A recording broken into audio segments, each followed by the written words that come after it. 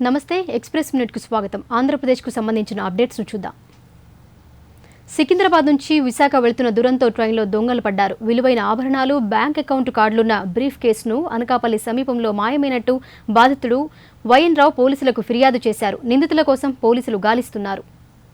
విశాఖ జిల్లాలోని గ్రామీణ విద్యుత్ సహకార సంస్థల ఉద్యోగాల పేరిట భారీగా వసూళ్లు జరిగినట్టు పోలీసులకు ఫిర్యాదు అందింది.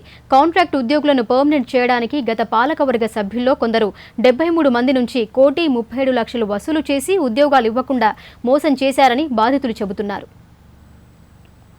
తూర్పుగోదావరి జిల్లా జాతీయ రహదారిపై వాహన తనిఖీలు నిర్వహించిన పోలీసులు ఓ వ్యాన్లో తరలిస్తున్న 315 కేజీల గంజాయిని స్వాధీనం చేసుకున్నారు. దీని విలువ దాదాపు 3 లక్షలు ఉంటుందని చెబుతున్నారు. అంతర్జాతీయ ఎర్రచందనం స్మగ్లర్ లతీఫ్ను కేరళలోని పాలక్కడ్లో అరెస్ట్ చేసినట్లు టాస్క్ ఫోర్స్ పోలీసులు చెబుతున్నారు. లతీఫ్పై గతంలో 12 కేసులు నమోదైనట్లు వారు ప్రకటించారు.